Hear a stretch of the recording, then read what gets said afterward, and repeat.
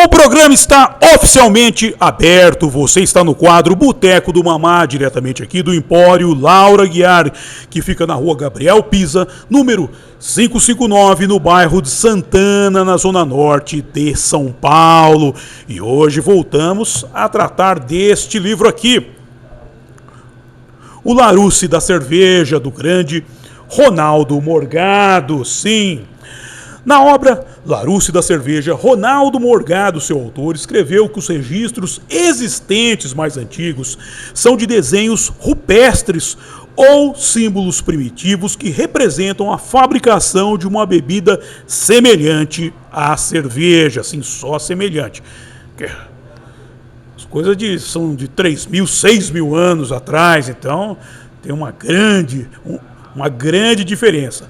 Quanto aos registros na questão dos desenhos rupestres, eu não vi nenhum, não encontrei nenhum. Todavia, em 13 de setembro de 2018, no Smithsonian Magazine, publicado foi o artigo de autoria de Bridget Katz, alcunhado de vestígio de cerveja de 13.000 anos encontrados em Israel. Lendo-se que, desde sua descoberta em 1956, a caverna Hakefet, um sítio arqueológico localizado próximo a Haifa, em Israel, tem fornecido uma visão vital sobre um grupo antigo conhecido como Natufiano. Você já ouviu falar dos Natufianos?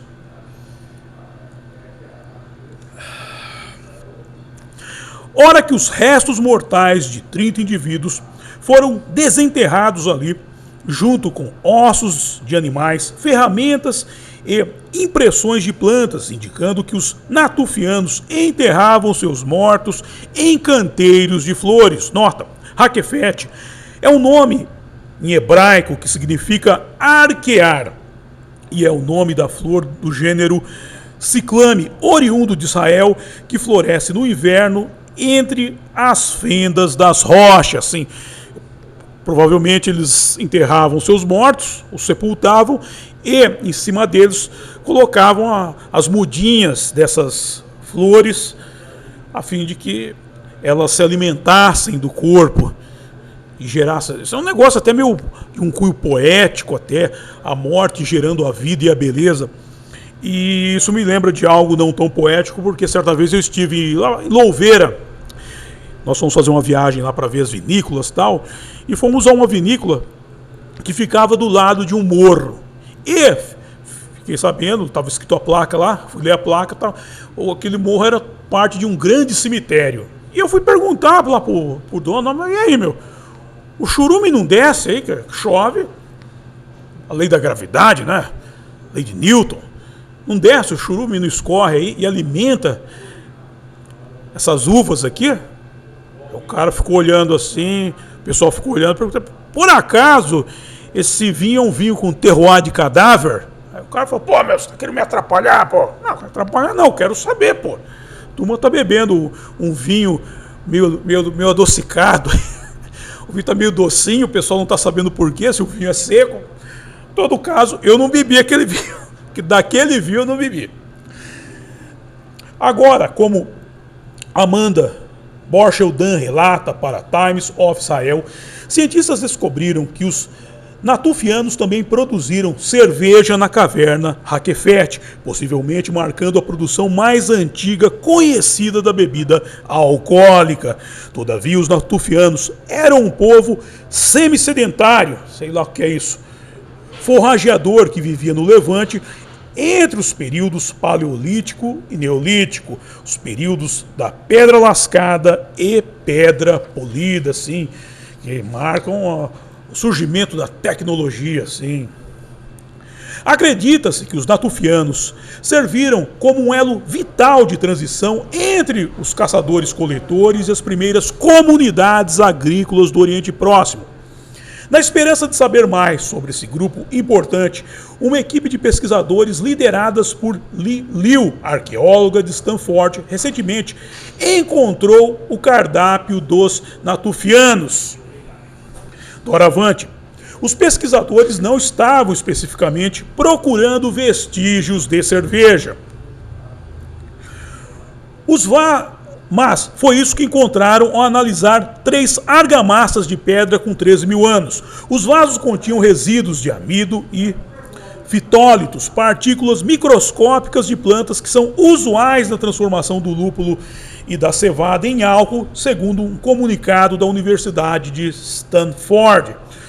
Por fim, Liu observa que a descoberta representa o registro mais antigo da utilização de álcool artificial no mundo, ora que a produção de cerveja era tipicamente associada a sociedades agrícolas posteriores. Anteriormente, as evidências mais antigas conhecidas vinham do norte da Índia, cerca de 5 mil anos depois dos natufianos prepararem suas bebidas na caverna de Rakefet. Também encontraram cerveja na China. Onde é que não tinha cerveja? De volta ao texto do Sr. Morgado, antes do surgimento da escrita, aproximadamente 4 mil anos antes de Cristo, encontramos registros tanto em linguagem cuneiforme quanto em hieróglifos. Muitos indícios nos levam a crer que a época em que o homem começou a construir cidades, por volta de 6.000 antes de Cristo, a fabricação de cerveja já era uma atividade bem estabelecida e aparentemente organizada, pois os documentos mais antigos já encontrados estão repletos de símbolos da cerveja como mercadoria e moeda de troca. Bem, no Egito há aquela teoria, ainda é uma teoria, eles falam como se já tivesse sido comprovado de que as pirâmides tenham sido construídas pelos moradores do Egito e não pelos escravos, e eles eram pagos com cerveja. Eu sempre falo que eu tenho minhas dúvidas, porque o cara pegar uma pedra de não sei quantas mil toneladas, carregar nas costas para beber cerveja, é muita dependência alcoólica. O cara precisa ser muito pinguço para carregar uma pedra de 300 toneladas nas costas. Mas é isso que os egiptólogos dizem que era feito. E mais, eles falam que não eram os escravos. Bem, eu lido com a questão mais mística. O que nós entendemos? Entendemos que os egípcios trabalharam lá mais na questão da alvenaria, os escravos mais na questão de lidar com carregar peso, e as pedras foram deslocadas por alienígenas. Muita gente fala, que negócio de alienígena. Bem, eu gostaria que vocês me explicassem a polegada piramidal. Eu só gostaria isso, para quem tem alguma dúvida dos alienígenas, só que vocês explicassem a polegada piramidal.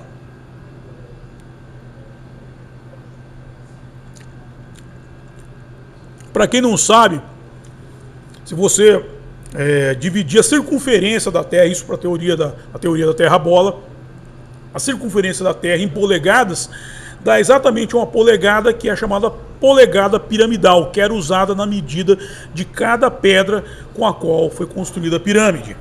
Acho que era coincidência.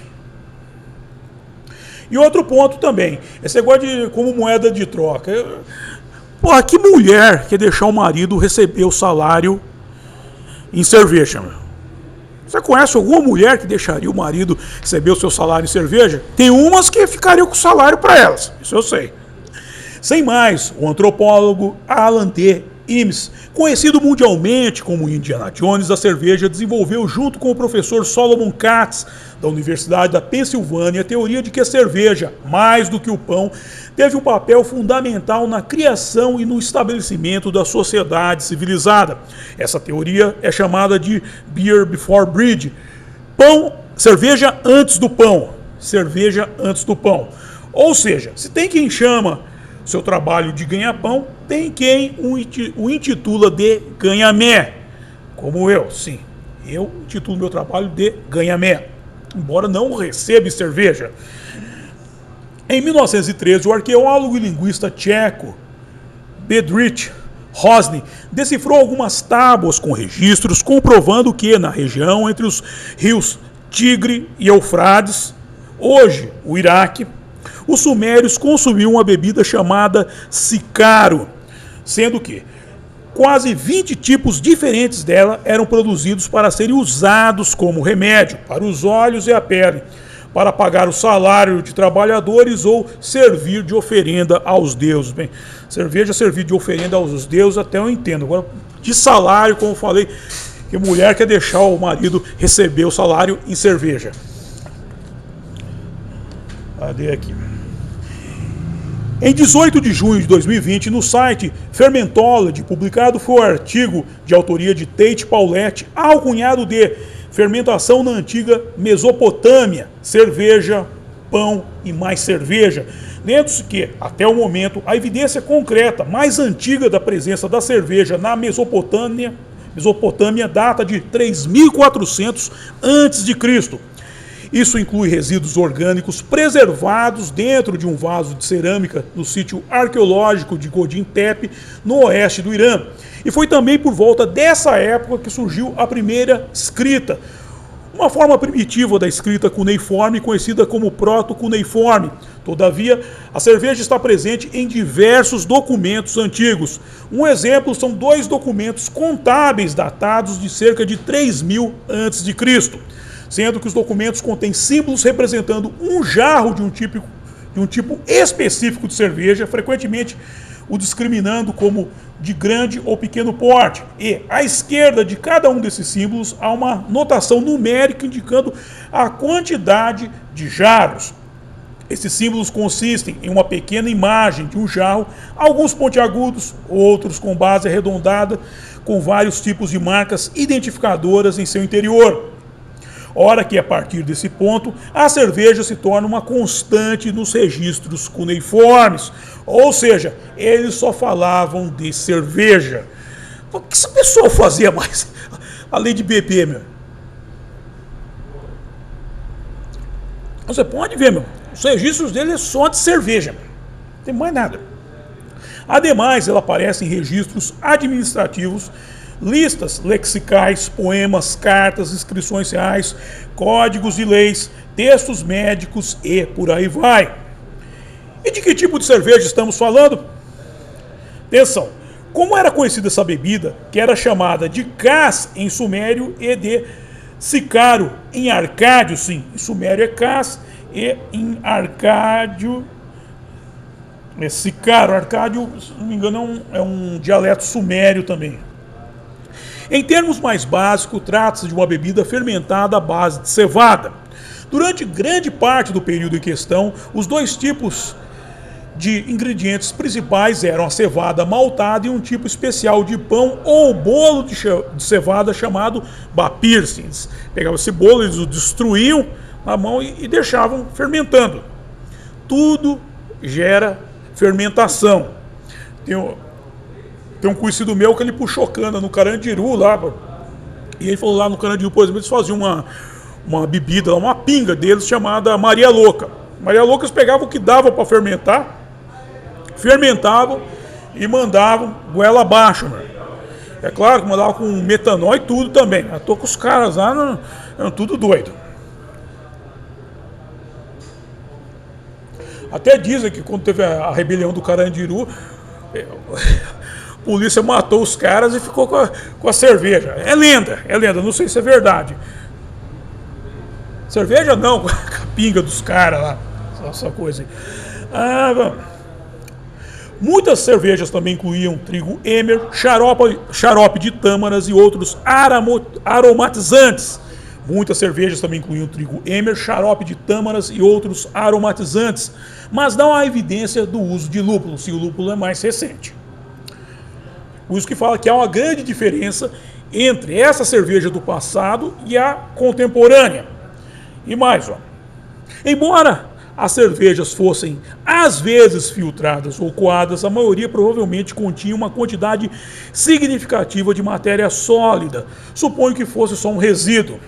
Ademais, os documentos cuneiformes mencionam diversos tipos de cerveja.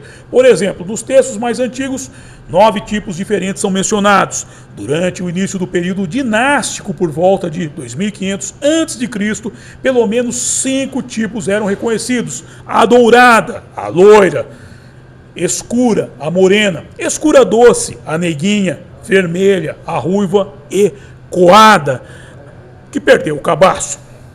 Por fim, no período de Ur III, por volta de 2100 a.C., a cerveja era categorizada principalmente em termos de sua qualidade ou teor alcoólico. como comum, boa e muito boa. Ou talvez comum, forte e muito forte.